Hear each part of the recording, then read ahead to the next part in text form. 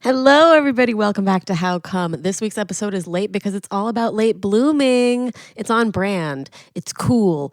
Also, I was procrastinating and depressed, but I watched a lot of good TV. There's a lot of great movie recommendations in this episode because we are talking about gay-ass movies with comedian Eric Williams and comedian and writer Fat Carrie Bradshaw, a.k.a. Chris Burns. You know Eric from That's a Gay Ass podcast, where guests are asked, whose fault is it that you're gay? I have been on that podcast. It's amazing.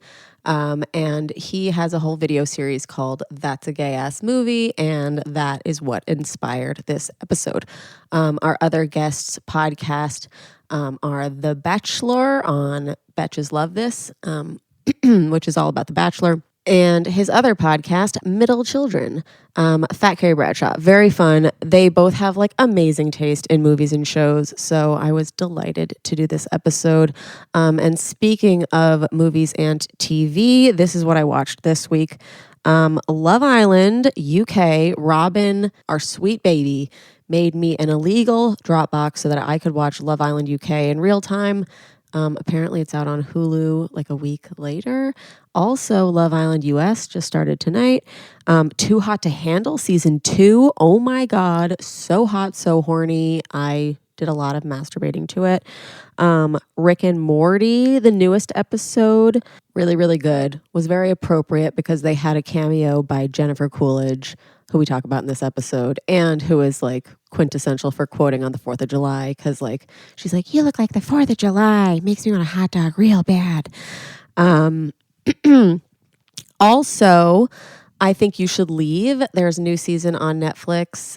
It is Tim Robinson's sketch comedy show. It is so fucking weird. It is so funny. I highly recommend it. And then we are also discussing late blooming in this episode because Eric and Chris / Carrie and I are all late bloomers. So we talk about that as well as our companion this week, whose name is Jaclyn. She is also a late bloomer and she tells her story and it is one of my favorites. And you are going to love it. Big shout out today to Helix Sleep. Take their 2-minute sleep quiz and they'll match you to a mattress that will give you the best sleep of your life. Find your perfect mattress and up to $200 off all mattress orders and 2 free pillows at helixsleep.com/howcome. How come? How come? How come I can't achieve? How come I can't achieve? I'm rolling up my sleeves. I'm rolling up my sleeves. Oh baby, I believe these guests can help. 'Cause I can't do it by myself. I wanna just...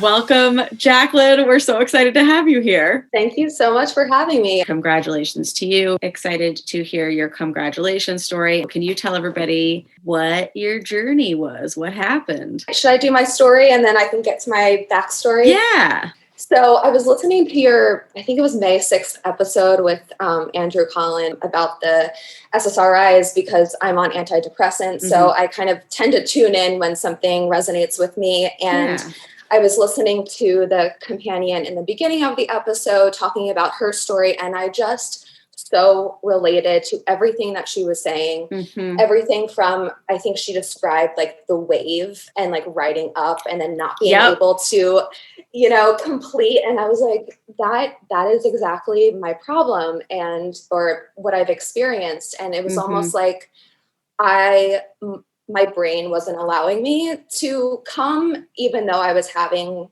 all of those sensations in my body. Mm-hmm. Partnered sex, I would have that wave sensation too.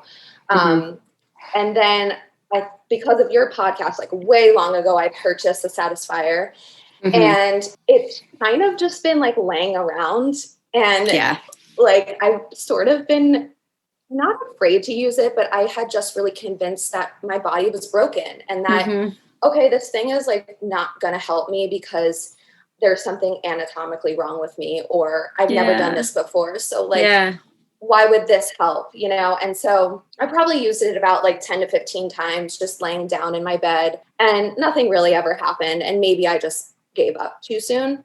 Mm-hmm. So when I heard this girl's story about her standing, Natalie. Thank you so much. Shout out to Natalie. Shout out Natalie. She helped a sister out. After hearing her story about her walking into the bathroom and doing it standing up, something came over me and I was like, I'm inspired. Let's do this. So that night, I took my Satisfier in the bathroom and I wasn't confident it was going to work. So I had like my sweatpants and my underwear like still on my ankles. Amazing. Because I was like, the best look in the world. Yeah. I was like, this is not going to work. I'm just going to like keep them here because I'm going to be pulling up my pants in, you know, sadness. Yeah. And so I tried for like 4 or 5 minutes. And all of a sudden I had like the knees buckling feeling. And I was like, oh my God, it's happening. It's happening.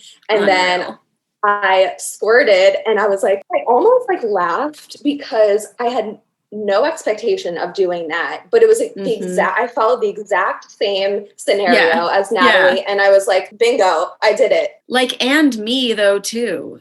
That's the thing is like mine was standing too. And like, I remember in the episode that we recorded right after my first time, the guests, Corinne and Christina, were like, why would you ever do it standing up? Like nobody does that. And like like I would never recommend that now because I don't normally do, but there is something to be said about it that like, it's so uncomfortable that like, you might as well, like, I don't know.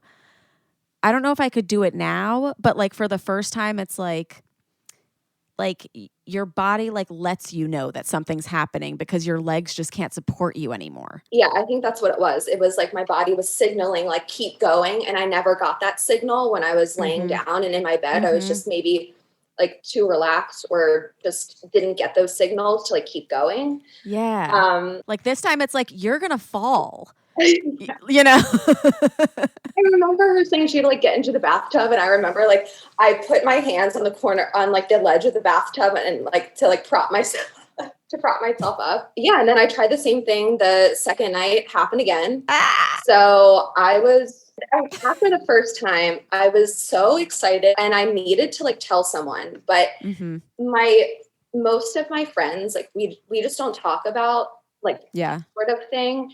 And so I was like, you know what? I'm going to DM Remy because she'll give me a congrats on this. And I just felt like I needed to tell someone. Yeah. D-Rem. That's when you DM Rem. I think I responded pretty quickly too, because I was like so excited. Like it was like the first time that a congrats inspired a congrats. Was it really? Yeah. Oh my gosh, like, that's cool. I don't think anybody has submitted one being like, yeah, that companion story. Like, it's been like, yeah, something similar happened to that companion story, but it wasn't like, I've been using this device and listening to this podcast for this entire time, doing all this stuff, like, gave up. And then a companion story, like, I love that it, like, reignited the desire to like try it again, because I have had so many people DM me and be like, yeah, I don't think the air pulse things are for me. Just being like, yeah, I tried it once or twice, or I tried it like 10 times and like it didn't happen. And so like, it's just not going to. And I'm like, I know that I tried once and it happened. And that makes everybody think that like, if it doesn't happen after once, then like, that's it.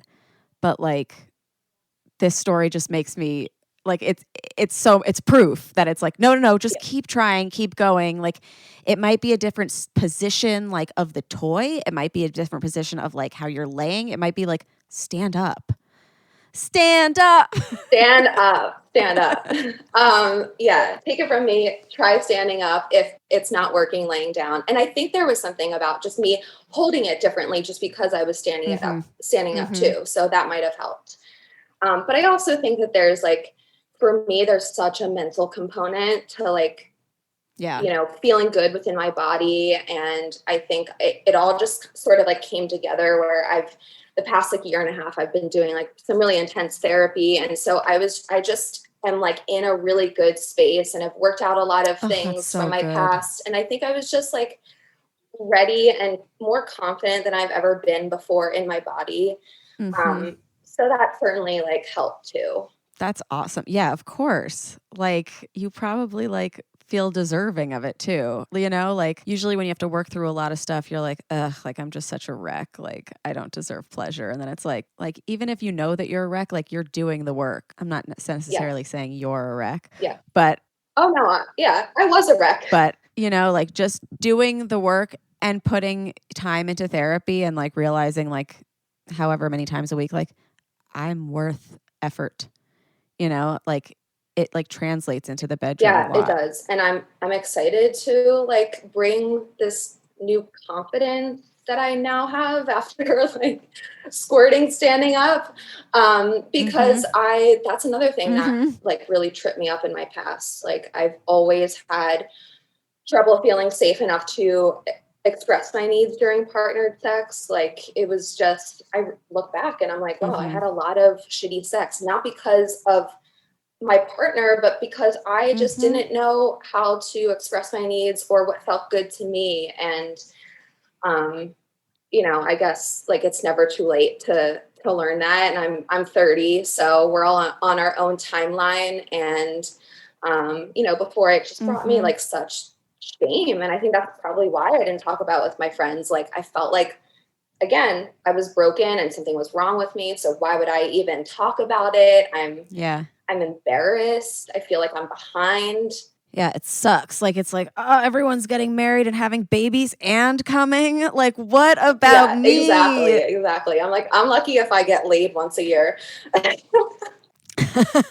I think there is something to be said, though, about women who don't come until late in life. Like, you look like a child. Like, you look like sincerely very young. Puberty very, very late. I was 17. So thank you so much. Okay. That's nice to hear.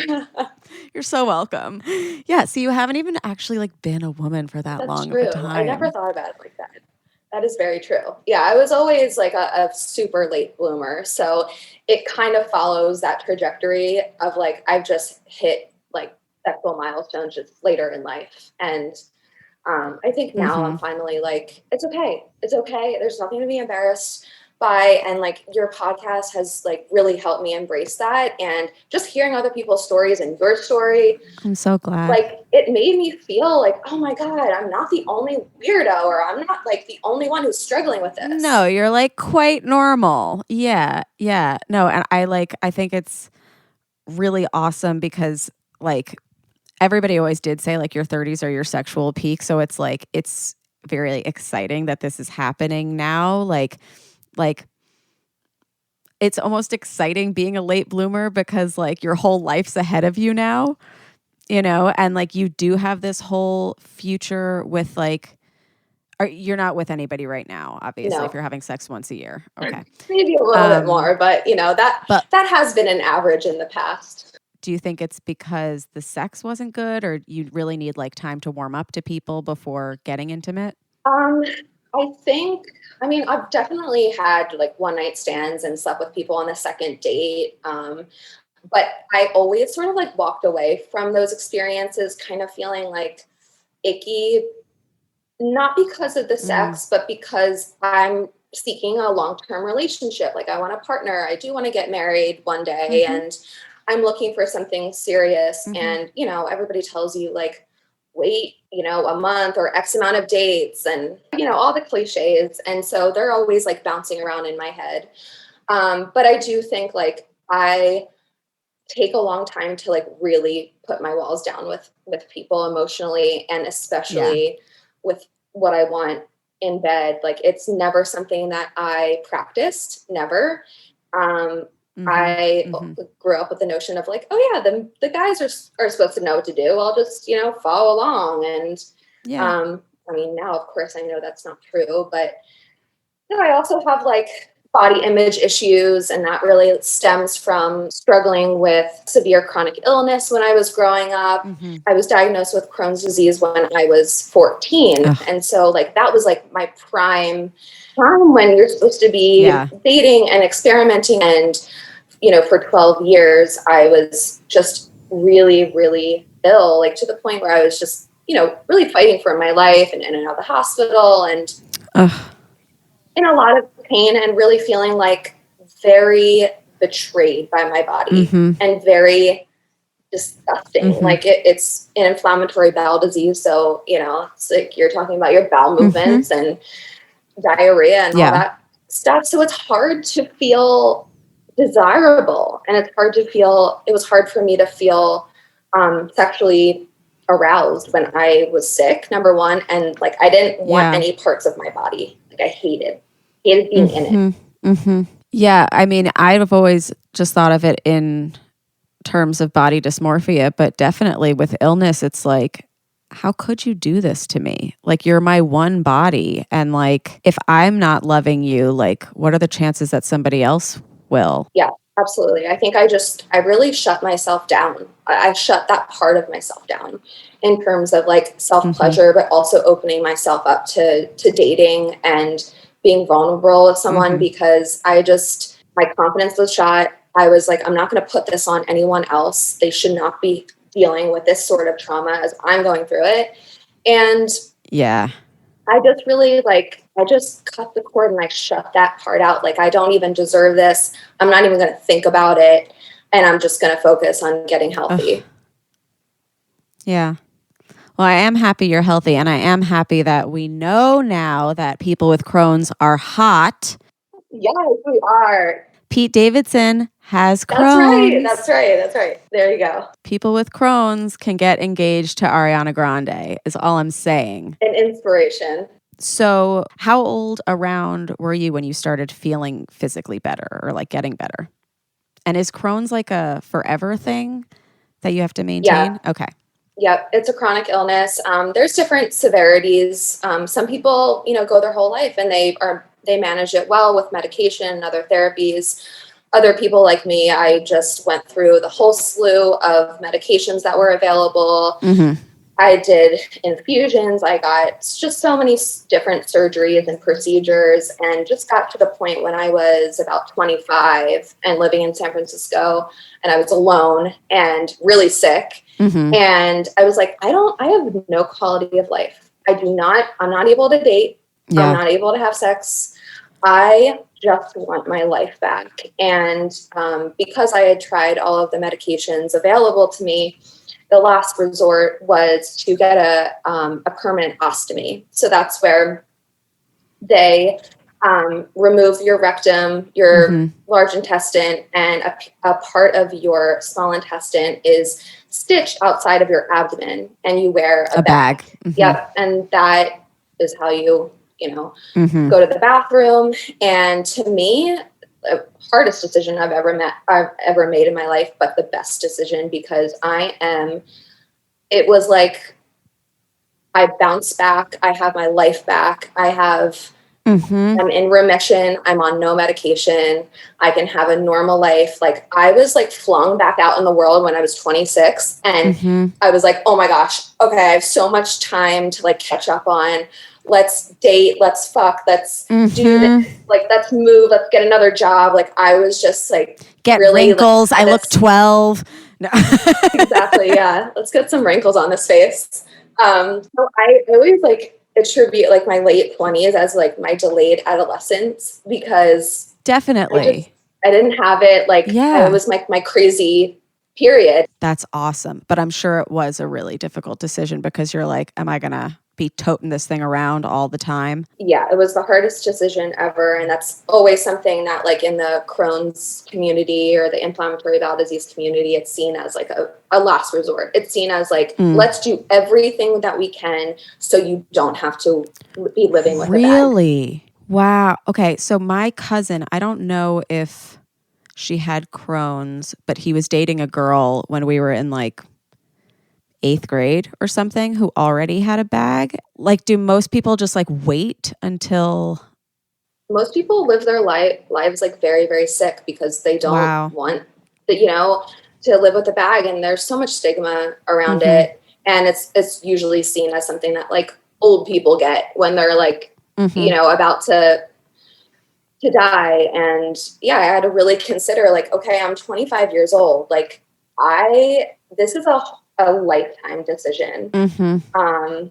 And also, it complicates things. It's always something that I need to think about when I'm dating someone new, and when to like drop the bomb and when to tell them, because even though I conceal it really well with clothing and high-waisted, cute clothes and dresses, like there are times when, you're making out with someone and like it crinkles, or, sometimes there's noises naturally that I can't control. So it's something in the forefront of my mind at all times. And I've definitely gotten more comfortable with it, but each person can react totally differently. So, that's another thing that like definitely, messed with my mind in terms of like coming and pleasure and all of that. Yeah. And also like, I feel like we've had a lot of these conversations about like, what is somebody else going to want in me? And if this is going to make it like a deal breaker for them, like, I could just not do with that or whatever. But like, this is your health and your life and stuff. And also if it's a deal breaker for that person, then that person is probably better let go, which like is easier said than done. But like, I feel like we've come across that in like a lot of cases, whether it's somebody who's dealing with like sexual trauma and the person that they're with is like, I don't want to deal with that or whatever. And it's like, okay, cool. Then like, fuck off. 100%. Because like you don't need that person. There's so many other people out there that like my cousin, like when he dated her, we were so young. And I just remembered being like, wow, that's like really cool that like, he's not like grossed out by it or whatever. Like, or even like I had heard like his friends were like adolescent boys but he was like, dude, that's my girlfriend. Good. Like it was just like that makes me so happy that like a 14-year-old had that experience of like, and he's not even that mature in other ways. Like I have to tell you, but I was like, oh my God, like he works for her. No, that's amazing. I mean, I'm lucky that I at least got to like a little bit of an older age where like guys weren't such dickheads about things like that. And they weren't like, ew, like guys, all right, you can deal with like periods, you can deal with bodily fluids. It's not the end of the world. And to be honest, like I've only had one negative experience with me telling someone about my ostomy. I'm very lucky. Like the men that I've dated have been like, almost like, oh, no big deal. It's fine. Okay, cool. No big deal. Yeah. Like no big deal. It becomes more of like a bigger deal as I start to like date and they like just ignore it and they don't want to find out about my story. Like that's a red flag for me. Right. Yes. Yeah. So, that's more hurtful than someone saying like, than me telling them about my ostomy and they're like, oh yeah, not for me. That's fine. I can brush that off. We've spent 2 hours together. Who cares? But when you don't invest and ask me about like what happened and are interested in like my journey, then that's the biggest red flag for me. Sometimes I feel like even when I'm in conversation with people and they tell me something, I don't know how much I'm allowed to ask. So maybe being like, also, if you would like to hear about my journey, like I would love to tell you because it's a huge part of me. I love that. I'm going to use that line. Yeah. I like that a lot. Because that's like just like an invitation. Like about like, I'm like, I love talking about people I used to fuck. Like, let's. Yeah, let's chat about it. I love that your audio cuts out every time you laugh. And it just sounds like I've been bombing this whole time. It's amazing. I have this weird silent laugh where I'm like, oh, is it silent? Okay, amazing. Yeah. Okay. Yeah. That's one of like my, oh no, I'm sorry. I am totally it's amazing. Laughing. No, because I can see you, so it's fine. But I'm like, yeah, that's one of my weird versions of laughing. Like I have a silent one. I have one where I cackle, which I told myself I would not do on a podcast because listening back, I would literally like scratch out my eyeballs. So, editing is like, horrible for me with my like several man cackles. Yeah, I have a man cackle for sure. Yeah. But I love a silent, like Charlotte and I have said actually that the highest praise is a silent, like wide open, like. It just doesn't bode well Yes. for podcasting. I know. I'm sorry. I should know better. I listen to enough podcasts where I'm like, It's okay. I know the drill. It's okay. Yeah, you have to like, so everything is so funny.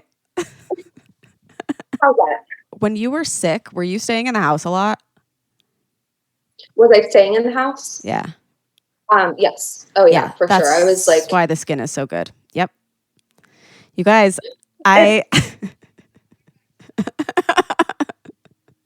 thank you so much. I do have like that pretty filter on Zoom. Oh. So did you know about that? I did. Yeah. Okay. So that does help a little bit. And It like smudges me out. Like I suddenly just become like a blur with eyes. yeah, I love a good blur. Mm-hmm. So, all right, you are now 30 years old. We are ready to take on the world. Do you have any sexual goals now that we have accomplished this massive one? Yeah, I just want to come first. Yeah. That's the goal, actually. With another person. Yeah. With another person. And it's going to happen. That's really the goal. This is a really easy goal. It is. And I need to advocate for that. Mm-hmm. I always just sort of like gave up and I was like, okay, come, and just to kind of like get it over with. But I knew I wasn't going to. So Right. I didn't want someone else to feel pressure. Yeah. I knew it wasn't going to happen. So yeah, it's a simple one. And I think I can do it. The whole timetable is going to change. It is. I'm so excited. I'm going out on a date tonight. So I'm getting out there. I'm on these streets. God. Amazing. It could happen. We don't know. No pressure though. But it could who knows? It could happen tonight. It could happen in 3 months. It also could happen in a year or whatever. The fact that like you're just coming alone, I think is like the most exciting thing. And if I haven't said congratulations already, congratulations. Can we do this not standing down now or standing up now? Yeah, I think the standing up is done. That was like Great. a 2-time thing. I'm gonna get real comfy with myself and have some better lighting, perhaps. Not that like harsh bathroom lighting. Yeah, it wasn't fluorescent. very romantic. Yeah. No. Yeah. Okay, this is great. And so, but you have done it laying down. I've tried it laying down, but I have not successfully come or. This is number one before the goal. This is first goal. Okay. Yeah. Unless you want to stand up in front of some guy, which I don't know. I would never. I would never. Yeah. That's like to me like seeing a guy like jerk off over like a toilet. Like I don't want to see that. It's like so like aggressive. Yeah, definitely not first date stuff. Now I would love to see somebody jerk off over a toilet, but no. I have to know you first. We have to like. It's like a very confrontational move. It's gonna be great. Second date. Yeah, second date. Amazing. Jaclyn, thank you so much for sharing your story with us. It is so amazing and heartening, and I'm like so excited for you. Like, I'm thank bursting. you so much. You're so welcome. Thank you for having me on. I was a little nervous to do this, but I was like, you know what? I'm pushing through my fears here this year, so I might as well keep going and share my story on a podcast. Why not? And just thank you so much for doing this podcast. Of course. I'm so proud of you. I do have to ask you this question. I know you know what's coming. Jaclyn, did you finish? Absolutely. Unreal. Thank you so much for coming. Thank you for asking. Of course, Thank you for having me. Rob, thanks for being our little producer. Of course. But yeah, you're so brave. Like, oh, thank you. I appreciate it. It's been fun. Good. I can't believe that like you're 30. You've wasted no time because you're 16. Like, oh my gosh, I needed this confidence boost. I love it. I'm gonna like go into my date like with like some swag on today. Yeah, bring all the swag. Please let me know how it goes. I'm like invested. I will. I'll let you know. I'll hit you Okay, up. cool. I'll DM you. Perfect. Yep. Well, thank you guys. So welcome. Have a great date, and we'll see you on the internet. You too. Bye. Bye. I feel really lucky that we got to talk to her. Speaking of people that I love and I'm happy to get to talk to, Charlotte Casimir just texted me, and I forgot to tell you guys the reason why the episode's late too is because I kind of moved back to New York. I don't have an apartment, but I'm in my parents' house right now.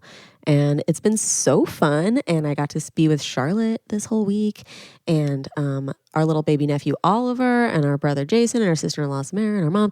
And yeah, I got into New York, and do you know what I did? You know what the first thing I did was? My friend Gabby Bluestone, you know her, you love her, picked me up, and she brought me into the city to let Grace stretch her legs at Nanny's house and let me lay on my Helix Sleep mattress just for a little bit because I didn't sleep on the plane. Wait, we were on the plane, me and Grace, because Ben stayed back from Portland, and it's me and Grace, and then a woman next to us named Ella and her cat Maurice, and then down at the end of our aisle, another cat. 3 cats in one aisle. It was the most Portland shit I have ever encountered. But basically we had to watch our cats the entire time. None of us got any sleep because we were trying to make them we were trying to avoid having them make eye contact. Me and Ella would make Maurice and Grace sit on our laps at various times when they needed soothing, but not ever so that they could lock eyes. Because the one time they did lock eyes, they hissed at each other, and it was uh-oh, they know each other's there. Anyway, stressful plane ride, but hilarious. And then I was just, super tired, and Grace needed to let loose, and I needed to lay down on my fucking mattress because I miss it and I love it, and I was exhausted. So yeah, we went back to Nan's, and I took a wonderful little nap on my Helix Sleep mattress. And if you have just had a terrible flight, maybe you take a lot of terrible flights and you deserve a better sleep. Maybe you're just exhausted because you're re-exposing yourself to society and you're oh my God, my tank is totally depleted. Well, you need a new mattress then, babe, because sleeping is the best. And you deserve an amazing sleep. There's nobody on the planet like you, so why would you buy a generic mattress built for everyone else? Just go to helixsleep.com/howcome, take their 2-minute sleep quiz, and they'll match you to a customized mattress that will give you the best sleep of your life. We know every body is unique, and Helix knows that too. So they have several different mattress models to choose from: soft, medium, firm mattresses, great for cooling you down if you sleep hot, a plus for plus size folks. I took the Helix quiz and I was matched with the Helix Sleep Midnight because I wanted something that felt, I wanted something soft, but I also wanted something that didn't hurt my back, and I sleep on my side and I get hot. So they suggested the Midnight for me, and it's the best. I can't wait until I have a permanent home that I can move this to. I think I'm going to move it to Ben's place in Jersey because currently we're sleeping on this sleigh bed that's too small for him. And yeah, maybe we'll just move my bed and my mattress there. It's also half made for him too, because we took the quiz together. We also unboxed it together. Unboxing it is so fun. It comes in a pretty small box that you'd be a mattress can fit in there, and it can. And yeah, me and Ben and Charlotte did it together. Oh, back in the day when my hair was piss colored. But it was the best, and it is still the best, and I had the best nap. And if you are looking for a mattress, all you do is take the quiz, you order the mattress that you're matched to, and the mattress comes right to your door, shipped for free. You don't even need to go to a mattress store ever again. And it's awesome, but you don't need to take my word for it. Helix was awarded the #1 best overall mattress pick of 2020 by GQ and Wired magazine. They have a 10-year warranty, and you get to try it out for 100 nights risk-free. They'll even pick it up for you if you don't love it, but you will. So right now, Helix is offering up to $200 off all mattress orders and 2 free pillows for our listeners at helixsleep.com/howcome. Pillows, oh my God, you guys.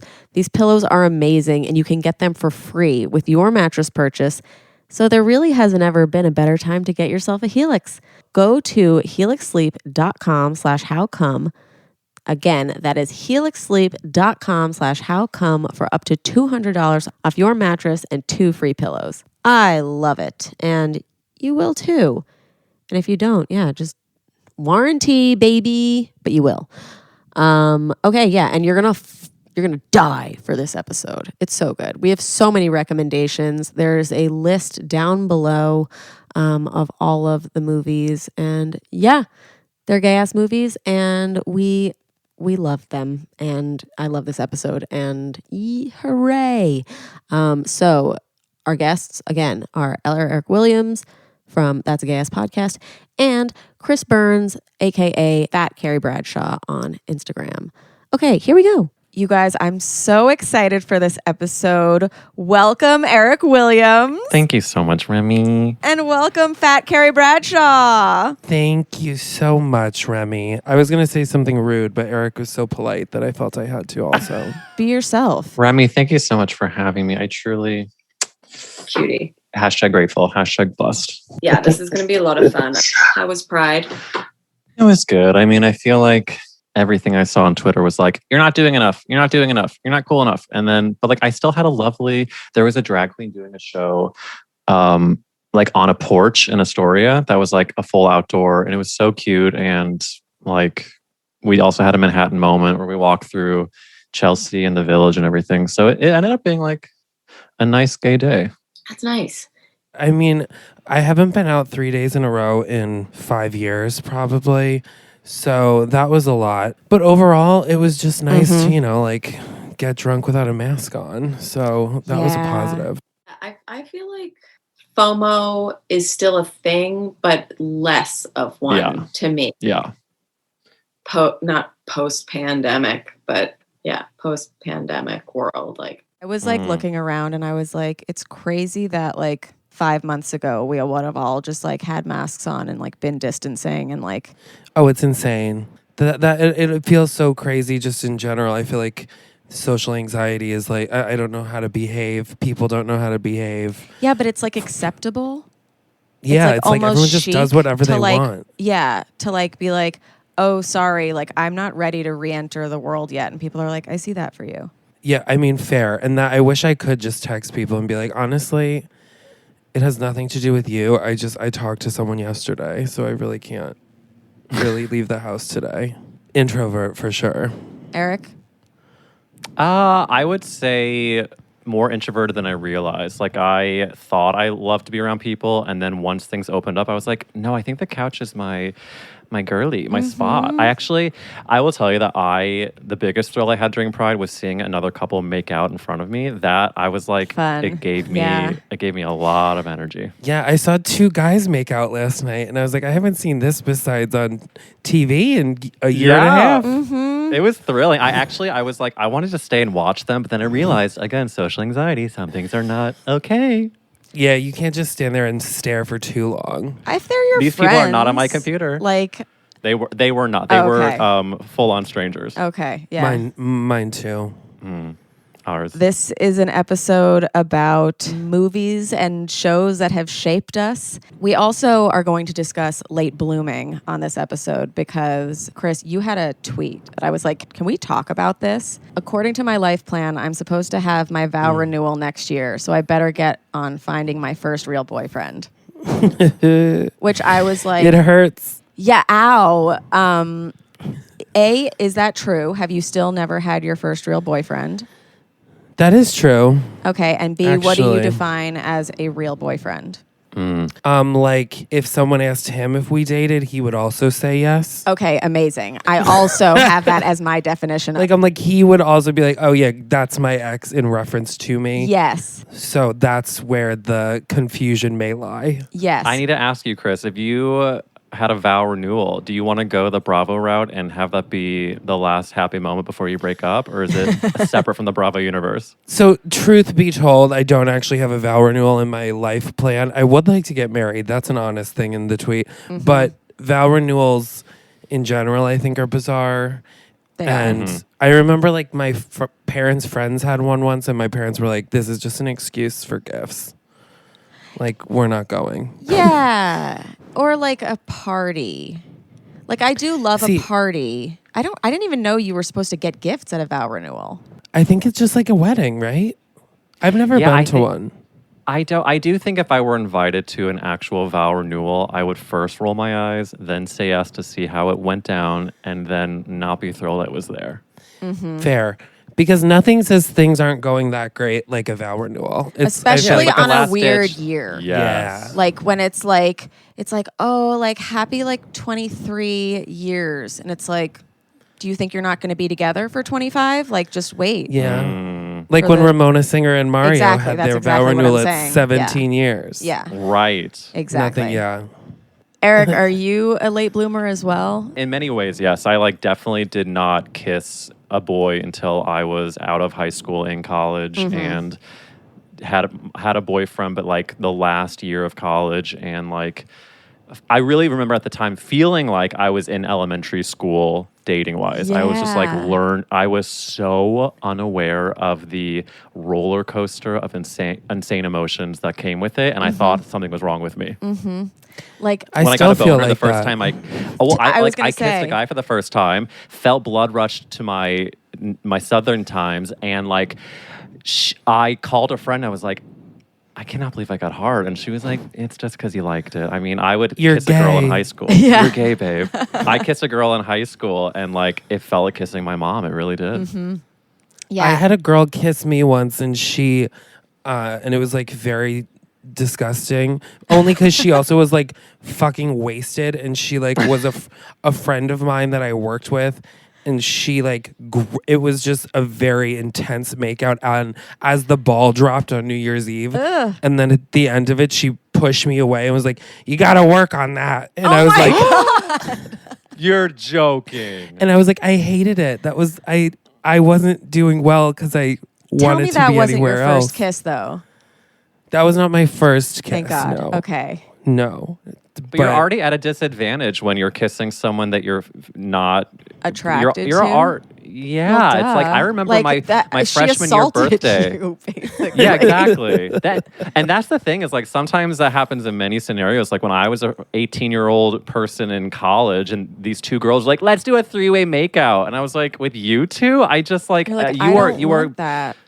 no, you're such beautiful souls, great people, good friends, but I don't want to feel both of your tongues in my mouth. It's just not it's not on my to-do list. Yeah. I mean, I didn't think we were going to go in this direction, but that is a thing of like straight women get very offended when gay men don't want to make out with them. And I know. have seen, I've seen a housewife make out with her gay manager like all night drunk. And like you could tell he did not want it. And like it really disturbed me. And that's like a power thing where he was like, I don't want to lose her as my, I So don't want I- to not get invited to the housewife parties anymore. Yeah. But God, so what I gotta was, know which housewife, but we'll talk about I it. know, off the Remy. air. Oh my God. we'll talk about it off the air. What were your first kisses or Mine was at this dive bar on 14th Street. It's like on 14th and 8th. It's no longer the shithole that it was at the time. And I had been living in this city for like 6 months, so I was 22. So like I had kissed like a girl once in high school, but it was like a like truth or dare situation. right? And so this was like my first real gay kiss with this Yeah. guy that I like worked with. And honestly, and we still actually are in touch today after a very large roller coaster of both of us doing fucked up shit, more so him. Okay. But anyway, now he's married to a man. Good for him. Good for him, whatever. But it was honestly such a good, like, it was like a dream of a first kiss, like what I thought it would be. Like, even to this day where I'm like, there's so many things I have said negatively about him, but like, I'm like, you can never take away that Moment. Yeah. Oh, wait, where that's was really it? Where were great. you? It was literally like over the table at this crowded bar, and there was like, it was like an intent, like he like bit my lip. Ooh, that's good. That's hot. And I was like, oh shit, I am definitely gay for sure. Which obviously I already knew at the time, but like it was yeah, it was really good, and I can never fault that. That's amazing. Yeah, So- I am a late bloomer in many ways. Did your parents ever call you guys late bloomers? Because it's something that mine have always said to me, and I've taken offense to. When my mom would be like, you're just a late bloomer." I'd be like, "No, I'm like wise beyond my years." And she'd be like, "That's not what you're also, yes, you're wise beyond your years, but like there are things that are just going to take you longer." I also think being wise beyond your years is often the case with late bloomers when it comes to things like dating and sexuality stuff, because we like overthink everything so much. Because it's like, I'm wise beyond my years and I'm like anxious about everything because of that. I don't want to make a mistake because I know I've already been here on Earth so many times before. Like, I want to do it right this time. Yeah. Well, you've also evolved in so many other parts of your life that you feel like you don't need maybe other things that people have progressed with, and because you know more emotionally and with your emotional intelligence. But then when it comes to all of a sudden dating, like, wait a minute, I haven't done as much as my demeanor would say. Yeah, or like coming out. Like, I feel like a lot of us knew pretty early, like, I was doing queer shit forever. But I also, I think, had this brain of like, or like even they told us in health class, like, gay people have tougher time. And so that like knowledge brain makes you go, well, then I don't want to have a tougher time. I've just never been one that can like fake emotion well. So like if it's just hard for me to do that. So I never like dated girls because I knew that I wasn't Right. like into that. Right. And my family, we just like aren't emotional to begin with. Okay. Like none of us talk really about emotions or dating, or we didn't back in, because I have an older brother and a younger brother. So like my parents never really questioned why I wasn't dating, but they also never really questioned why my straight brothers weren't dating. But and then my like aunts and uncles and stuff, which I have like a lot, like I have a bigger family, but nobody ever asked me about dating. And that I think was because they were like, well, he's gay, let's not make him talk about it. Yeah, see, I think that happens with a lot of probably queer people, where people either don't ask because they deep down know that they're on a different timeline because, or in a different world. Like, and I have a relative who was very much of the toxic masculine type, and I'm from St. Louis, Missouri, so that's like very, I barely knew a single gay person, and I remember finally when it was like pretty apparent that I was gay, but still very, very young, he said to me, "So do you want to get married one day?" And I knew what he was getting at. His coded question was, "Are you gay?" And so I remember immediately, and I was like 13 years old, I remember saying, "Yeah, I do." He's like, "Oh, so do you want to have kids?" I was like, "Yeah, I want to have 15 kids." Like, I remember like feeling like rebellious, but I didn't exactly know why I was rebellious. Yeah. And I realized years later he was trying to do a gotcha moment and see what I knew at that moment. And all these years later, I'm like, you know what? What a cruel question to ask a very closeted 13-year-old in Missouri. Total. And and why does he feel the need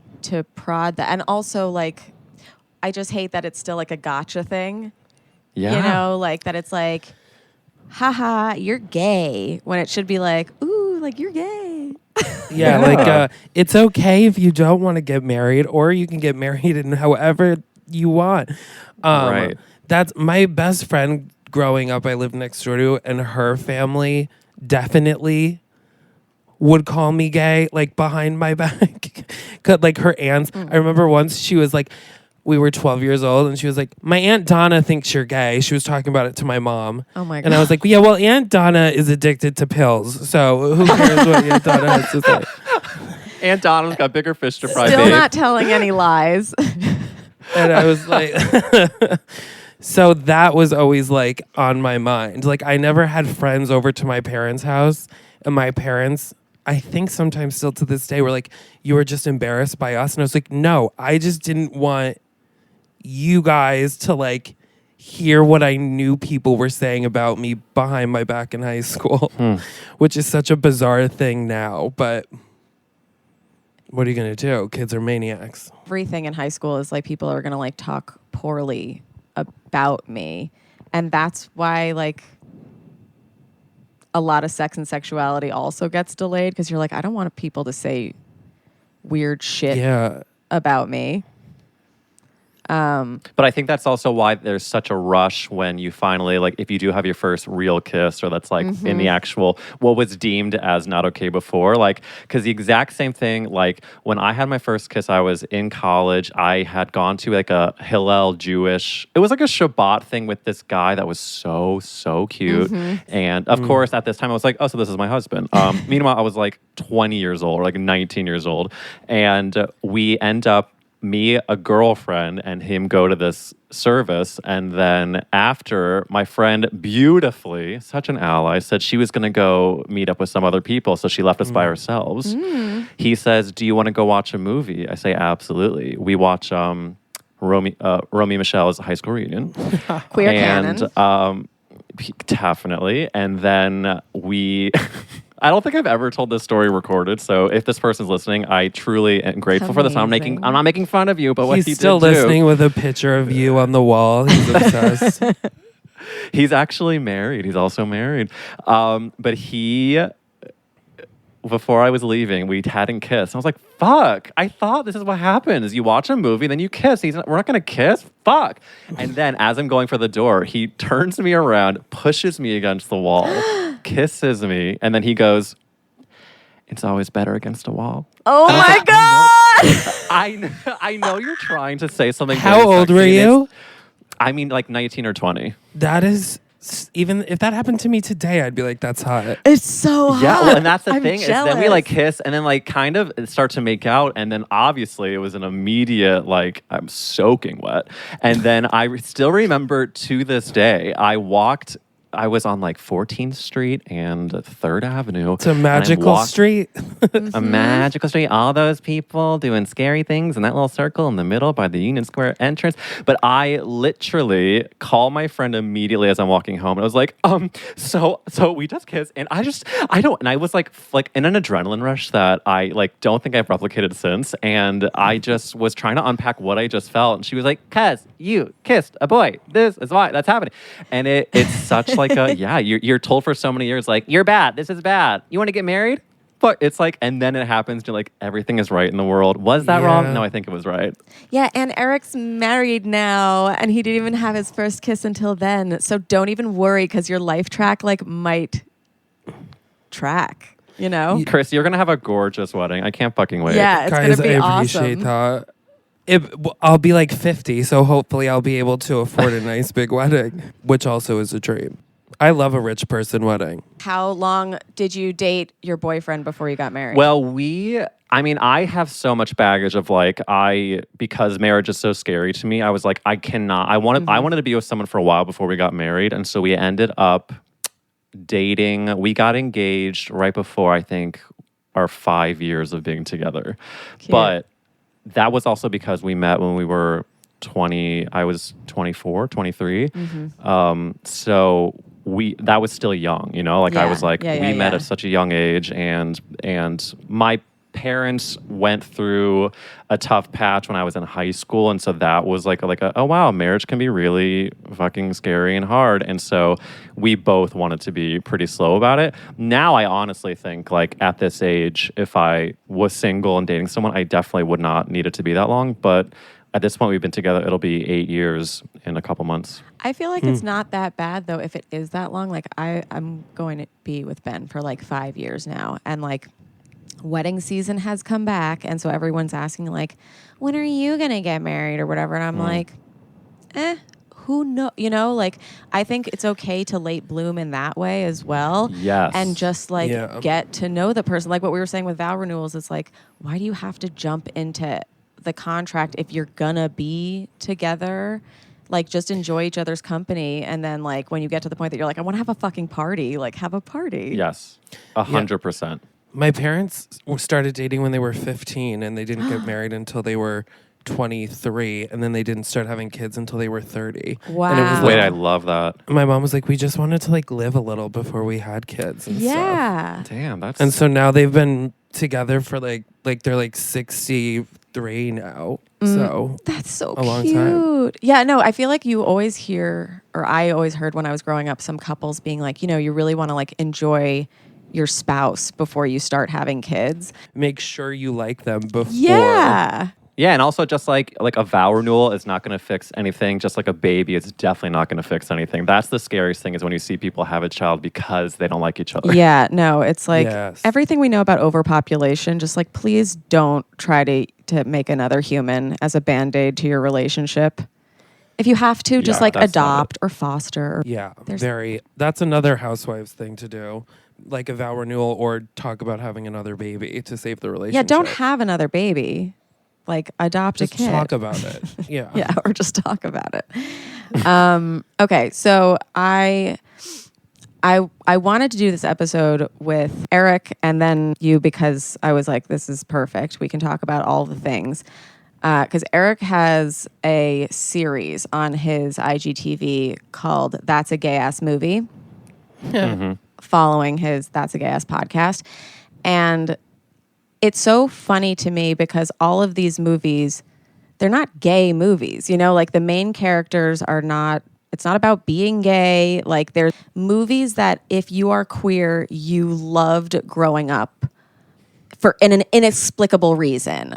And they're just super on point. And what I love about all of them too is like, they're not sad. Because when you think of like a gay movie, like you usually think of like an AIDS movie, like, Oh my God. right? Like, Yeah. Remy, I didn't even think about that, but that's so brilliant because you're right. That's probably a part of why I and so many of us love them because they are like celebratory. they're fun. Positive. And you're right. You're not watching like trauma porn. Yeah. Yeah. I think that when I say gay movie, and then straight people will be like, oh, like this, like, GBF, Love yeah, Simon. like rand. And I'm like, no. No, I no, mean, no, like, no. Like Sister Act or something, like a yeah, gay movie. Sister Act is a Thank gay ass you, movie. Chris. That's one of them that he has on the list. Oh my God, Chris, we are soulmates.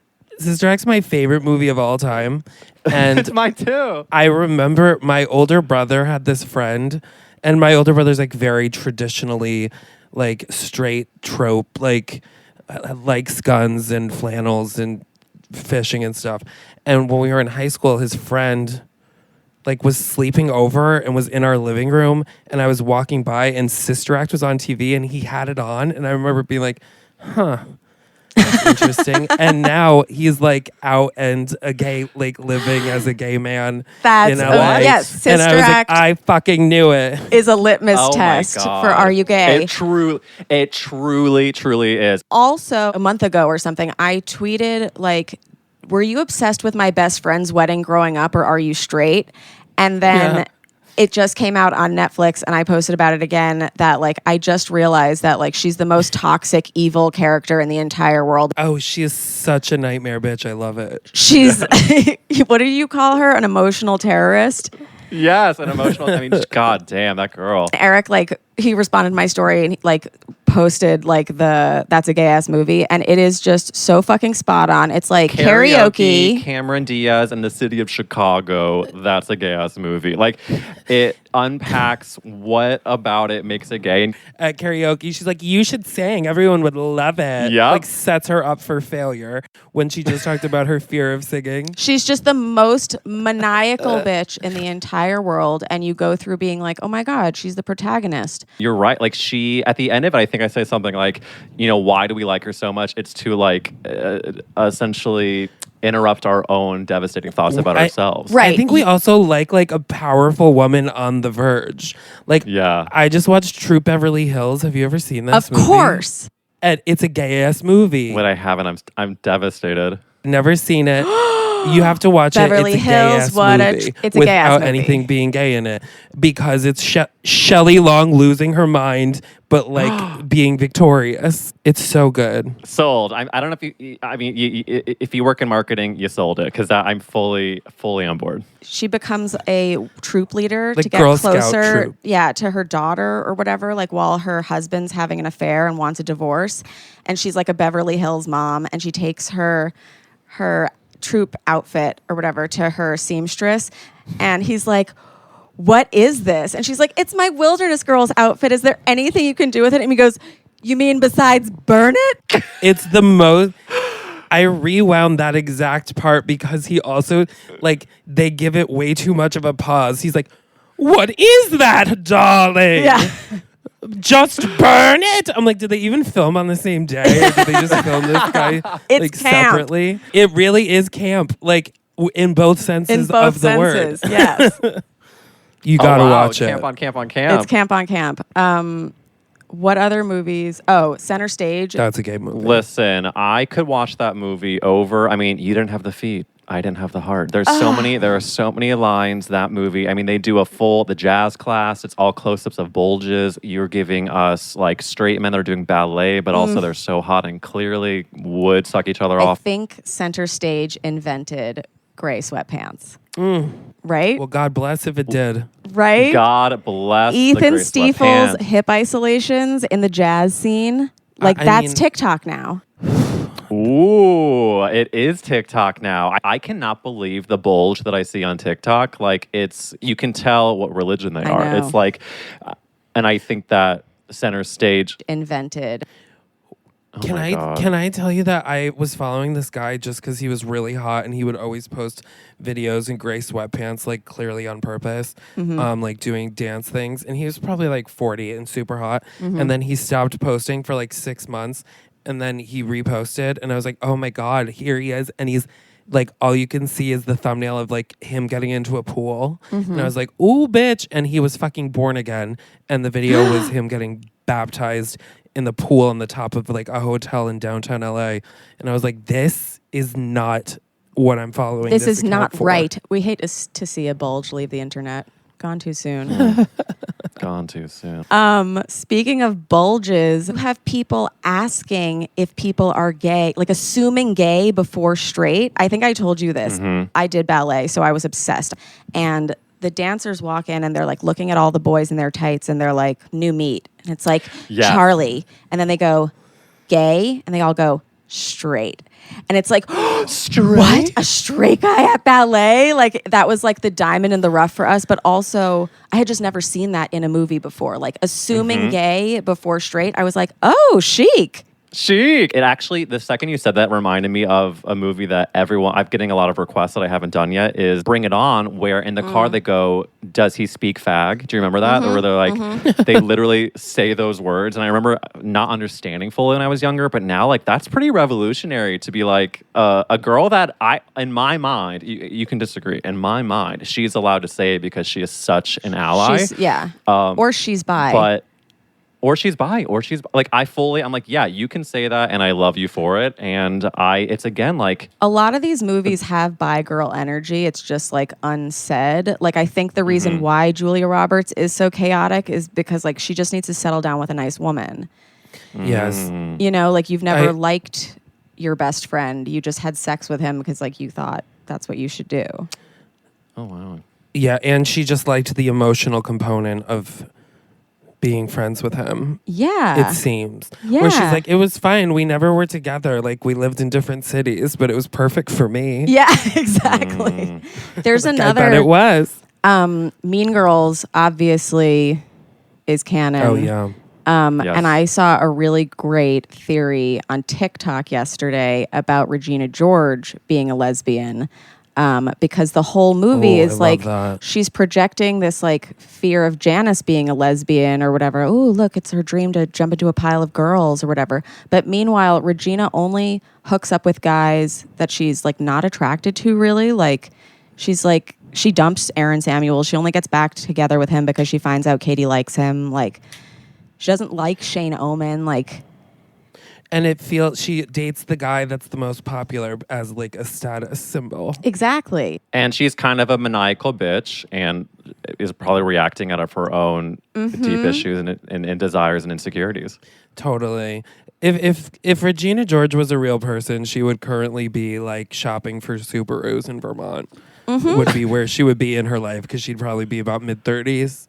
Yep. She'd be making the decision to leave the city and to take her 3-legged rescue dog up to Vermont. She doesn't wear a stitch of makeup. She's like eating what she wants and just not worrying about being the popular girl anymore. No, and that's That's why the being Mean a jock Girls sequel released I wanna her. see. Yes, truly. Mean Girls 2. Regina gets married, or Regina's vow renewal. Regina getting married. Regina's Regina vow getting renewal. married. Yeah, the name is very Yannick as well. You know, she's Yannick. If we and were iconic. writing an essay on this, we would have a lot to say. We do have a lot to say. Where is Gretchen Wieners in Mean Girls 2? Good question. Gretchen Wieners is gone because she joined a cult, and Oh, yeah. she like is happy in her sister marriage. Do you know what I mean? I feel like she would be very easily convinced to join a cult, as would I. She but was in I feel- Nixium. She was in Nixium. yes, which is actually my hometown. I'm from Albany.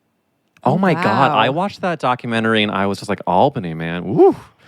I used to Who knew? I used to drive past every single day the like building that they used, the like abandoned restaurant, and I would always be like, why are there cars there? So creepy. What's the guy's name that's in jail that was the head of Nixium? Rainier, I forgot his Yes, first Keith name. Rainier. Keith Keith Rainier. Rainier. Rainier. I hate that shit. Ugh. Oh, speaking Yeah, of it's bad. culty, no.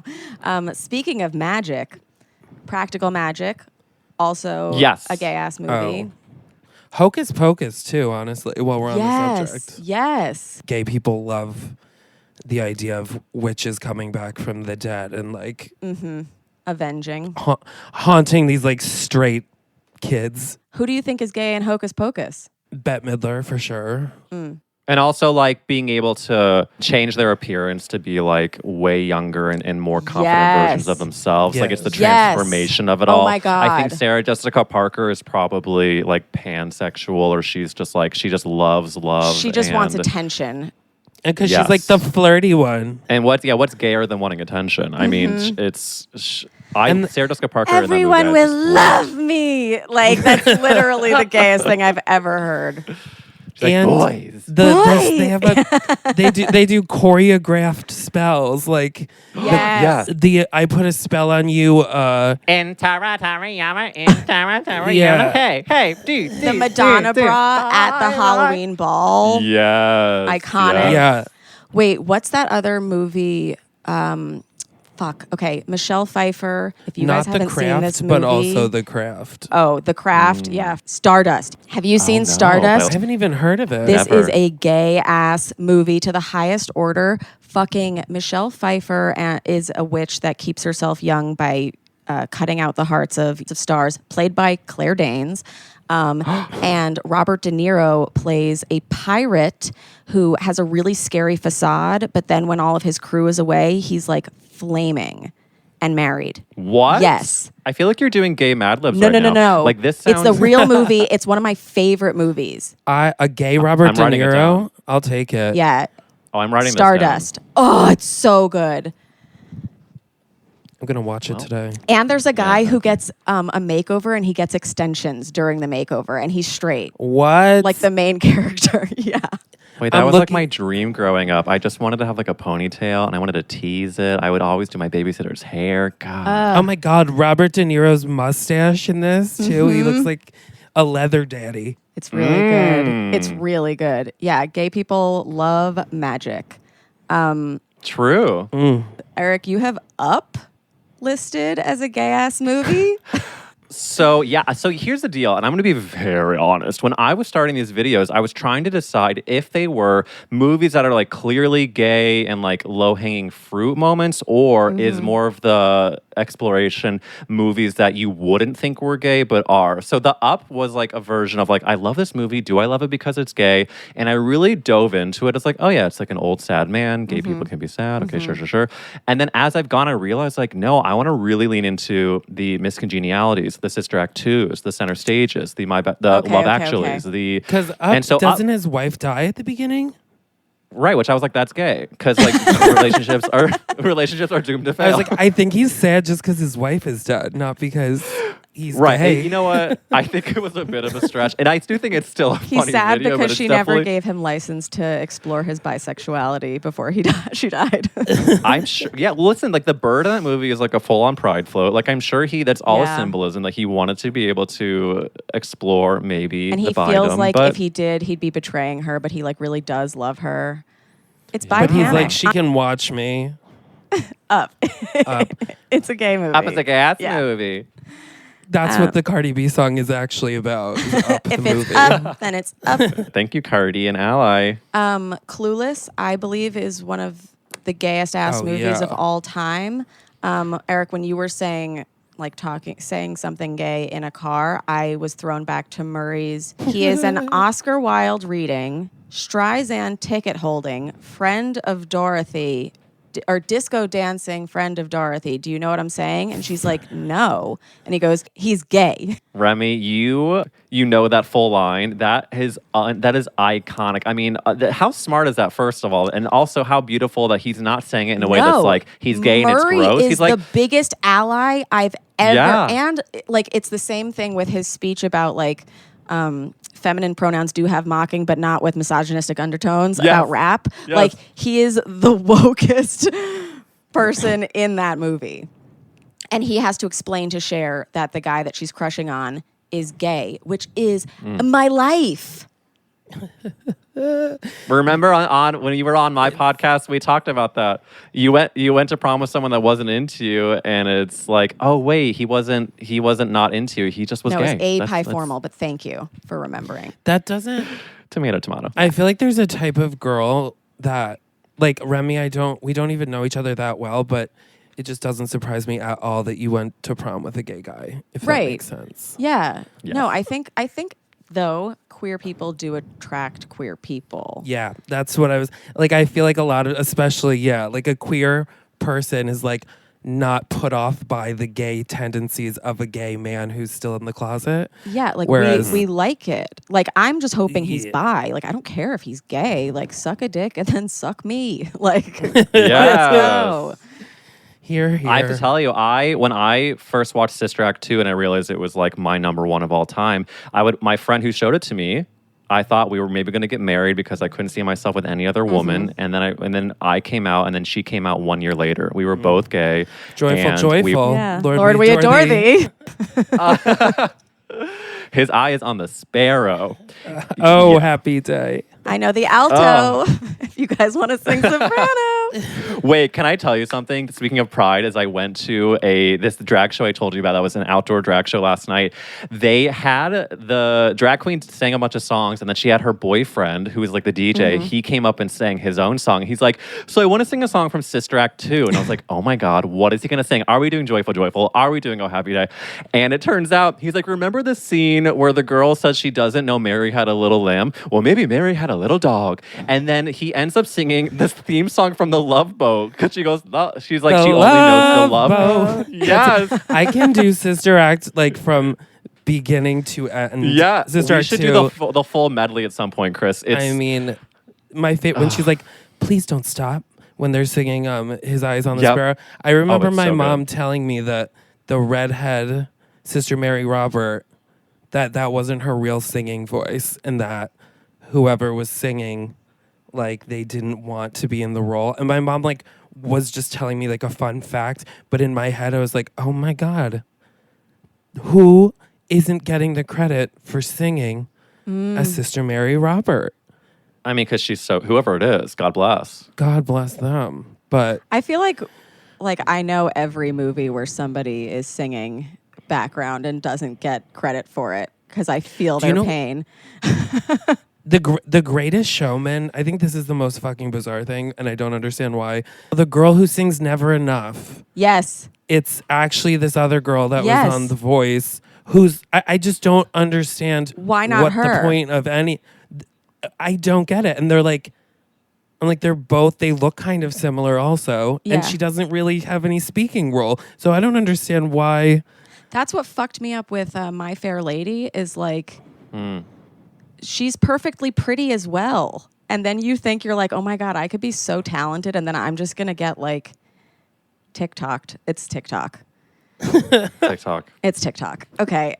TikTok. It started with Singing in the Rain. Now it's TikTok. Anyway, most of these gay ass movies, they're not like movies where the protagonist is gay and the story is about coming out and like it being sad or whatever. Like in My Best Friend's Wedding, our gay character is like this fabulous book editor. He's got his own life going on. You know, like she is calling him having a meltdown while he's like at this like book meeting. He passes it off like so chicly, like he's just like living his life. It's not that like he shows up, he pretends to be straight. We love him. Yes, and he has like a gorgeous apartment. He has all these friends over for dinner in Manhattan. He's just like such a living a good life person. But also, I need to make sure we reference two movies that are huge ones for me. Drop Dead Gorgeous is one of the gayest ass movies, and also First Wives Club. It's just so many incredible women. Young Sarah Jessica Parker in her prime. Yes, in First Wives Club. Well, I think Sarah Jessica Parker in First Wives Club is one of her only truly self-aware characters because, like, Carrie Bradshaw doesn't know that she's a monster, but she is one. Right. Whereas her character in First Wives Club is like, no, I'm the worst. I just want your money. And it's fabulous. Speaking of Carrie Bradshaw, though, I will say people think Sex and the City is like a queer-friendly show, and it's really not. Oh, it is so not. No. They have a whole episode on bisexuality where they call it a one-way train to gay town, and like Carrie like walks off being like, that's just not me, and it's like, what are you talking about?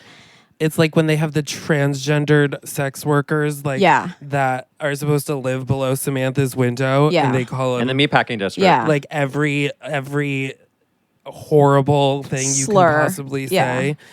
And it's only Stanford is the only gay Stanford's representation. the only gay. She treats him like shit. And he's the worst. And I'm like, and then they set him up with Anthony at the end. The only other gay guy in the show. Like, it's like the worst. Yeah, Sex in the City. Well, do you remember when they have Stanford gets walked in on when he's sucking a dick and they're like horrified that he's sucking and it's with somebody who he's like becomes very serious with. And then they have like the Nathan Lane storyline. Yes. I mean, look, it's all very tough for me because Sex in the City did so much for me in many ways, but this is a hard, like, I loved watching the sex. I loved the sexy men, but yeah, I just, they couldn't be everything to all people, but and I wish it's a stepping stone. We don't cancel it. I really hope they fix it. I just want people to watch it with this lens of knowing that I don't think there were a ton of gay people in the writer's room. Like the episode. Oh, I'm sure there was like one where Charlotte hangs out with the lesbians and she's like, I'm feeling really like connected to you guys. And they're like, sorry, girl, if you don't eat puss, you're not gay. And it's like, wait a second. Like, cause that held me back for a really long time.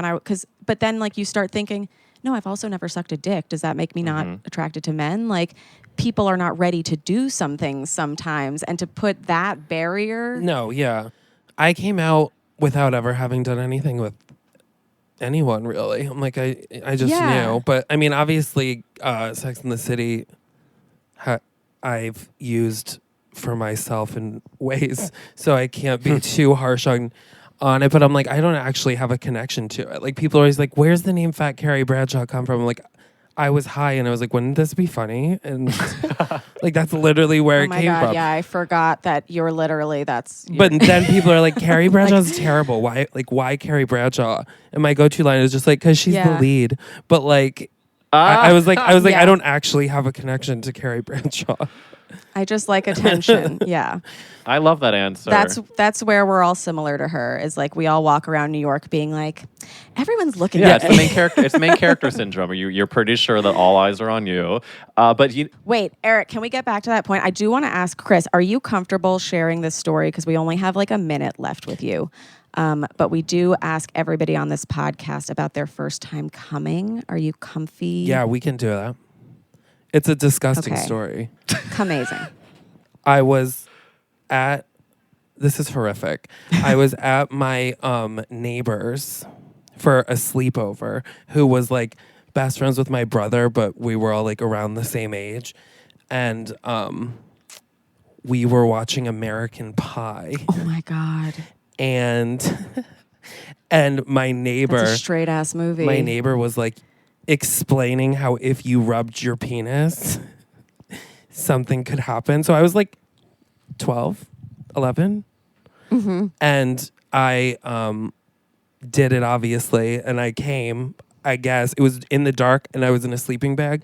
And then the whole night I was like, what do I do with it? And I literally just slept with it in my hand all night long. Oh my God, that's so cute. But I was like, it's and it gross, was like but it's probably cute. like, you know, less than a sneeze, but like it was horrific. I've never told that story before. What did you do with it in the morning? I washed my hands and thought that God was going to send me straight to hell, but I kept doing it. Amazing. And Standing. kept doing it to American Pie on DVD. Listen, Jason Biggs. Amazing. Jason Biggs fucking an apple pie, and then also the Yep. scene when they're having phone sex with Mina Suvari. yes, I don't even remember his name. He's like, and it was literally at like 49 minutes and 46 seconds, and I literally remembered the timestamp, and I would go and just watch that. Chris Klein describe having sex with a woman, and it would get me to the point of climax. Amazing. So, anyway, that's my truth. I love it. I'm so sad that we have to let you go. I have to ask you, where can everybody find you on the internet? At Fat Carrie Bradshaw on Insta and Fat Carrie B Shaw on Twitter, because Amazing. they're homophobic. And they don't have Can we get you enough back? credits or enough characters. If people have more questions for you on Patreon, can we have you back someday? Oh, I would love to come back. Okay, amazing. I also have to ask you, after a sexual experience, which this has been, Fat Carrie Bradshaw, did you finish? I finished. I'll have to come. I'm going to come back for more. So Amazing. I love it. Thank you so much for coming. Thank you so much for having me. Of course. See you. Have a great meeting. Oh, thank you. Bye. Bye. And Eric, I'm going to keep you as long as you let me. Gorgeous. Fun. Okay, now say what you were going to say. I was wondering if in the remake of Sex and the City, do you think Miranda, they're going to have her be gay? Because I think that there's an opportunity there. Good question. Good question, because they actually have like a gay woman. Yeah. It would be nice. I don't It'd know. be sad though for Steve, but I think like if they hopefully take care of Steve emotionally, then I think it would be wonderful. I think Steve has bi energy too, and he could end up with like a really nice other Brooklyn dad. Can you imagine? I have to tell you, like watching Steve growing up, because he's like not only gorgeous but a little dorky, but also hairy, was big for me because as someone who but also soft. Soft, yeah. Oh, I carried so much shame about having body hair, and then watching him be just like beautiful and sweet and hairy, I was like, that is it. That is it. He's really kind. Yeah. I feel like, he has an effeminate energy that like we in the early aughts didn't get to see a lot. Like we saw like a lot of like it was like fucking American Pie. Chris Klein was the only one in that movie that really had like effeminate. Like he like loved his girlfriend. He had like soft face. And they made fun of him in that movie.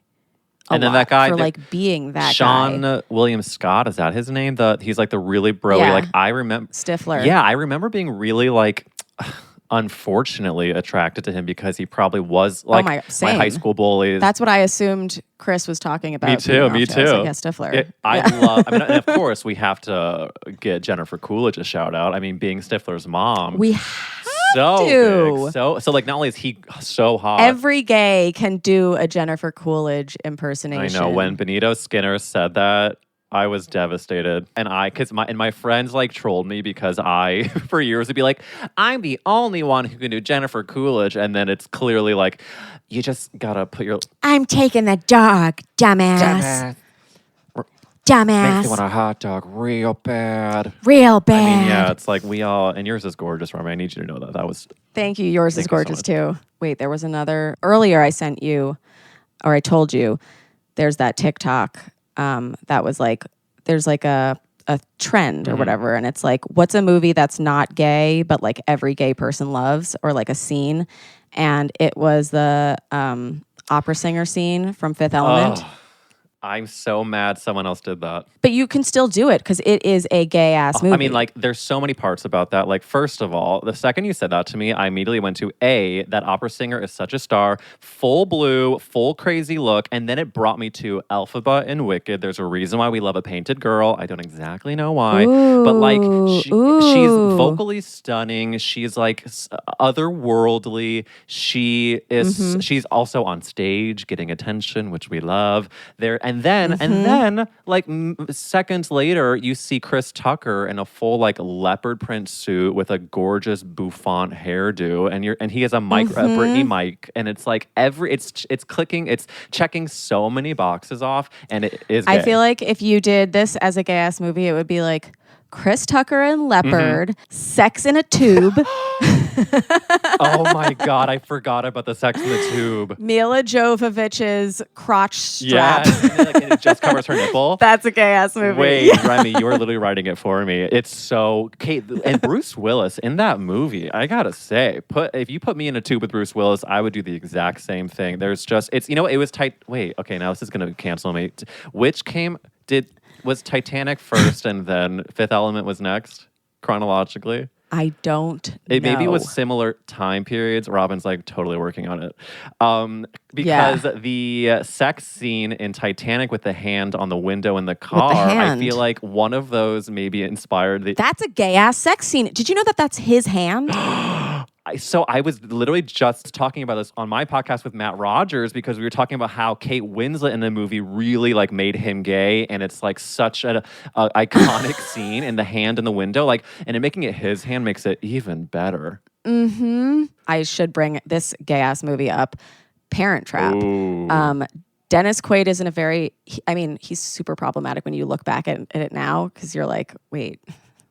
You're engaged, but then you're like trying to fuck your ex-wife. Yeah. It's weird.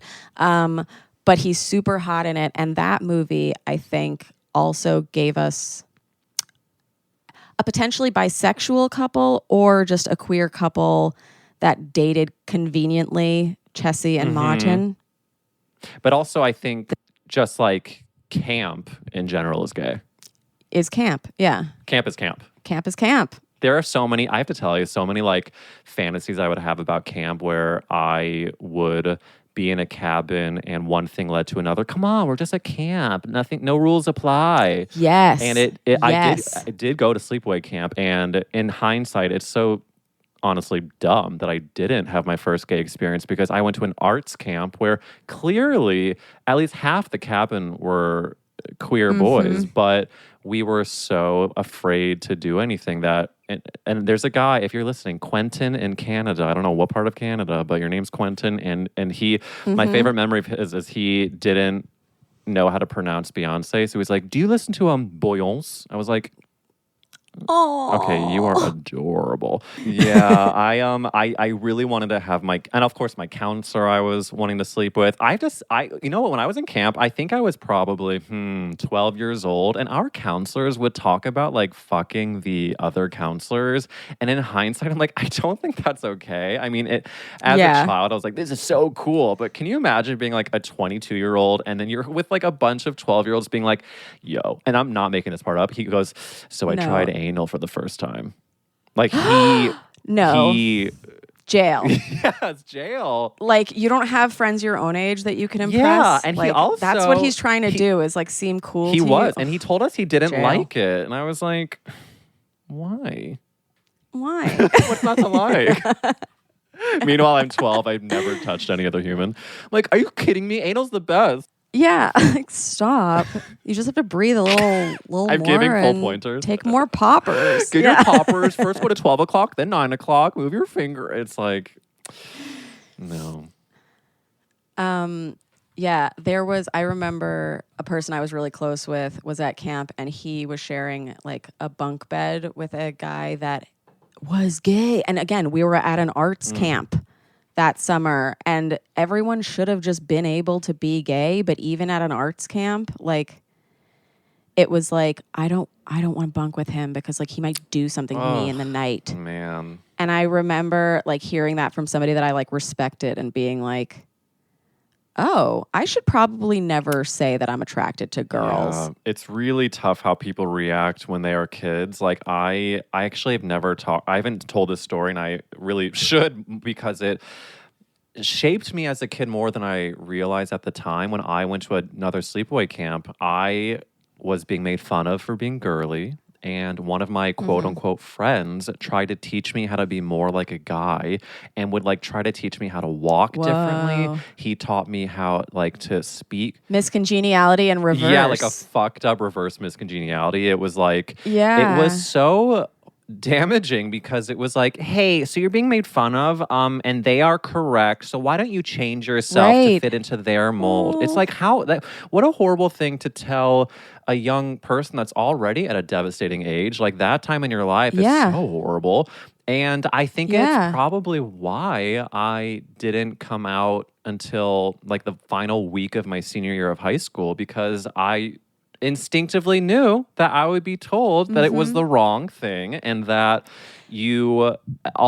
everything we've been trying to do to get you to stay in the closet, it failed, and so now you're a failure. And I'm hoping that kids are a little nicer to each other today, which I hear, like, of course, there are way more LGBTQ people coming out younger, and I love that, and I just really hope that people are celebrating everyone else a lot more than they did when I was a kid.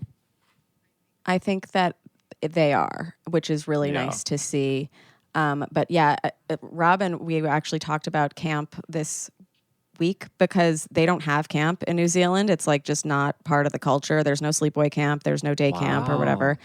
And camp was such a big part of our culture. Like when we're talking about like sexuality and stuff, or like being made to feel other, like one of my best friends, his worst memory is our camp, because of how he was made to feel different. And I think I didn't like camp much either, because there's changing in front of people, and whether you want to do it or not, like it's like you have this feeling of like, do they think I'm creepy? Like, am I creepy? And like, I like camp. Yeah. I liked it as like an available thing, but there is something weird and heteronormative. I think it's maybe because we're just like split up, boys and girls. Yeah, that's a good point. I think also and, there's like how you live. I think what I'm still breaking through as an adult now is just the idea of doing something the right way, or there's a correct version of your life or your decisions. And when really there are so many different paths that you can take that are okay. And I find myself sometimes being like, well, will I be perceived away if I choose this? Or is this the wrong thing? Am I doing this wrong? When really that's such a bad way of thinking, because clearly you were told that you were supposed to be one way, and that turns out that wasn't your actual truth, and it wasn't the right decision. Right. So there are so many different paths that are okay. I think also, like, I was thinking about this the other day, the way that like we were raised, or like the way that I used to think was like, everybody needs to like me. Like everybody needs to be attracted to me.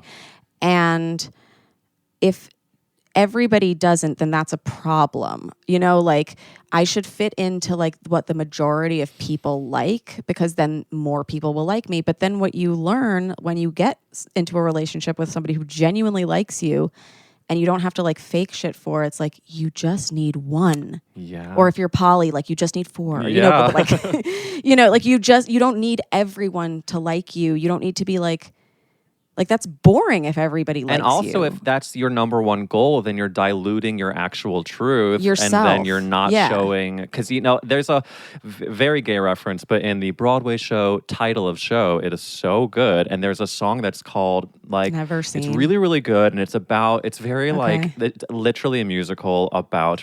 Concerned for me. Well, the show is like, the conceit is so smart because it's a musical about creating a musical. So it's basically all about art. And perfect. At one point, though, there's a song that's called, I think it's like 9 people's favorite things. And it's saying, I'd rather be 9 people's favorite thing than 100 people's 9th favorite thing. So it's like if you can speak with your truth and 9 people are obsessed with that, and maybe 91 people are like, what the fuck is happening? That's okay, because if you have 100 people that are just like, yeah, they're okay, it's fine. Yeah, they're okay.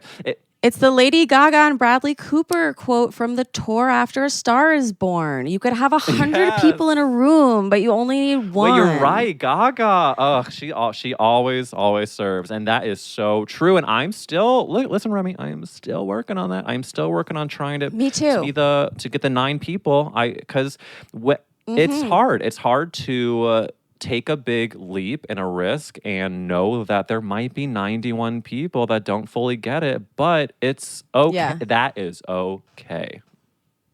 It's better than okay. It's niche. And what's more gay than being Hello. niche? That is a gay-ass movie. Like, have you seen Grease 2? I mean, oh, God, we love, that's a lot. Do you? I mean, I do, but I need to tell you. I love it. It's Grease and Grease 2 have done so much for me personally, me and my family. I mean, like, Grease 2, they talk about niche. Grease 2 is like. Grease 2 is the most niche. I love it so much. All the songs are about fucking. Like, and they're like just blatant about But it. also the bowling song we're gonna score tonight. Oh my God. The stage musical, There's though. a bowling song. A bowling song. B, the first Grease, I saw it on stage when I was very young, and I remember hearing all the songs about sex and, like, you know, condoms, and it told me that, like, it is okay to be super horny, and also it's just so gay. It's so horny and so gay. But Grease 2 is even hornier and even more gay. And please watch it, you guys. I just want more people to talk about Grease 2 with, because I really love it. It's so good. Like, I've always just wanted to dress up as Michelle Pfeiffer and Cool Rider, like, for Halloween, but, like, nobody would get it. I think Michelle Pfeiffer is one of those, like, true. She's, of course, very famous, but I think a lot of queer people like her because she's just, like, stunning but vulnerable, but, like, also did Grease 2. Like, it's like. And did Catwoman. Catwoman is one of. Like, her as Catwoman is. Huge. So hot. That was so, Panic. I was going to say, Remy, how could, like, even, like, and I could not be gayer, but seeing her in that leather black suit, I was just like, geez, this is so hot. Yeah, I made my mom buy me, like, the children's version that's, like, made out of foam, and it was, like, just, like, a below one eye, and, like, my little point was tilted. And I was like, I'm hot, right? I look hot? I'm loving the foam child version of this slutty costume. Yeah, I love this episode so much. It's gone in ways that I couldn't have even dreamed. Yeah, what a roller coaster. I do want to know about your first time coming, because we talked about Chris's. Well, I actually, when Chris was talking, it reintroduced a memory of mine that I haven't thought of in a while, which I think led to my first time, which is when I was 11 or 12. I was in a pool with a friend of mine who I still think could be gay now and just not out. I'm not sure. He was an late bloomer. Yeah, late bloomer. He's an elementary school friend that I have. I don't know. He, like, lived in Chelsea not that long ago, so I'm just like, what's happening there? But we were in a pool, and he was like, "Hey, do you wanna see something?" I was like, "Always." And he's like, "When you put yourself in front of the jet in the pool, it makes your pee-pee get bigger." Rob, how many of these are we going to get this month? Wait. There's like a lot of pee-pees in pools. Like, there's just like more than we're accustomed to. Everybody's fucking their pool. I guess Mercury's in retrograde and pee-pees are in pools. Yeah. Pools. Pool. So, do you have to go number 1, number 2, or number 3? What's number 3? Pools. Pool. It's where you pee in a pool. It's where you jack off. It's where you masturbate in a pool. Hopefully a private one. So I think my pee-pee in the pool got hard, and I was like, interesting. So then I find myself in another body of water, a bathtub, and I think I, like, didn't have a jet, but I did. Can you imagine if I was like, so I was 11 years old, I was in a giant solo jacuzzi pool of my own. Yeah, we have one of those. Oh, God. God bless. No, I'm not saying we. I'm saying we have a story where Oh. somebody fucked a jacuzzi. Andrew Collin. Oh, Andrew Collin, bless you. Well, what ended up happening is I'm sitting by my lonesome in this very, like, shower tub combo, and I started to just find out, instead of having a jet, if I just kind of, like, put some more attention via a hand, and I truly truly did not know what masturbation was. I must have been at like 11 or the 12-year-old range of just like, it wasn't, I did not know. And so I kept doing it because it was a positive emotion that was bringing up my body. And then I thought I peed. I really thought I peed. I was like, I'm so embarrassed I peed in this bathtub. And I didn't realize until years later that it wasn't pee. But that was... Did you always do it in the bathtub then? No, I just like, I think after that I realized that I had masturbated after that. And then I would do it in the definitely the shower. I guess I have a water thing. I definitely did it in the shower a bunch because it just felt... I feel like a lot of people did. It's like the only private place you have. And I have when 3 you're growing brothers in a Jewish family that have no boundaries. Like that was the only safe space to be by myself. And I remember getting made fun of by my siblings because, what are you doing in there? Like, I have a twin brother who, talk about late bloomer. I was at our bar mitzvah at 13. I was 6 feet tall, deep in the throes of puberty. He was 5 feet tall. His voice had not dropped. And he just did not. He hit puberty way after I did. And so he did. But then you harmonize for the Haftorah portion. Come on, alto line, Come babe. on. So I, was very much on my own there, and he would make fun of me for being in the shower for so long, and I couldn't tell him what I was doing, and we never really discussed it. But I know eventually he's having a baby soon, so he figured it out. I think it's really interesting that you and Chris both come from all boy families. I really do too. And like, he is in a like nobody talk about anything family, and you're in a like everybody talk about everything family. Yeah. But either way, it's like nobody come out until the end of college. Truly. And you know what? I find it interesting that... and that's on having brothers. And that might be like part of it too. Like with the sleepaway camp thing is like, we're sleeping around each other. We're naked around each other. Like, am I being creepy if I say that I'm gay? Totally. And the whole gay panic of like, oh, I don't want to sleep in the bunk bed with this guy. But I find it really interesting when people have when queer people have queer siblings, because it's, in my experience, I was like, what if I'm not the only one out of my brothers? There's 4 of us. Like statistically, there's and truly, my 3 brothers are all straight, and it's really it's not a question at all. But the really big gag of it all is that in my St. Louis, Missouri Jewish community, all of my mom's closest friends all have gay kids. It like amazing. Like and one of them has two queer kids. The Sister Act 2 friend of mine, like her mom has officiated my wedding. She's like one of my mom's best friends. Like there are so many gay people in our circle, but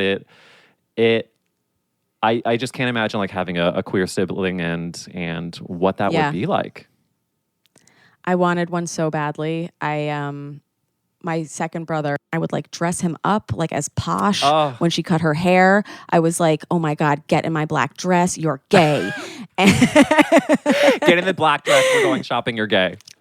Like Posh cut her hair. I don't have any short-haired girlfriends. You're gay. You're Posh. Shows tonight. Get in the library. Oh my God. Put this on. It's just like a full... It was literally like the sexiest little black dress that I wore at like my own birthday. I wish I had you as a sibling. To put me in the dress on. A gorgeous black dress. I thought my younger brother could have been gay simply because he was sensitive. I was like, you're nice. You're gay.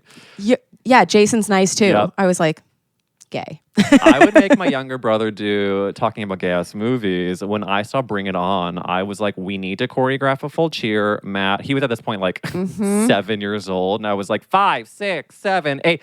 And finally he was like, can I go back to playing with my trucks? I was like, yeah, you put your time in. You earned it. Every year that I did Nutcracker, as I said, I was a little ballet dancer, so I was doing Nutcracker from 2 to 14. My brothers had to come watch me, and I would always after just like try to like convince them. I'd be like, so do you want to dance? Because there's not many boys at our school, and you could pas de deux with like everyone. Hello, pas de deux. Oh God, this is again me wishing you were my sibling. We would have had a blast. Eric Williams, thank you so much for coming. Can you tell everybody where they can find you online? Yeah, follow me on Instagram and Twitter at Eric Wills. It's EricWillz. And I'm also on TikTok, Eric Wills TT for TikTok. And also listen to the podcast at Gay Ass Podcast. I've been on it. Remy was on it. It's such a good episode, and it's a really fun time. It was one of the ones that I like went about my day happier after. I mean, truly same. Yeah. I have to ask you this question after a sexual experience, which this has been. Eric, did you finish? I didn't finish. I exploded. Cumazing. Thank you so much for coming. Thank you, Remy. And we will see you guys next time on How Come. Goodbye. Bye. It's not you, it's me.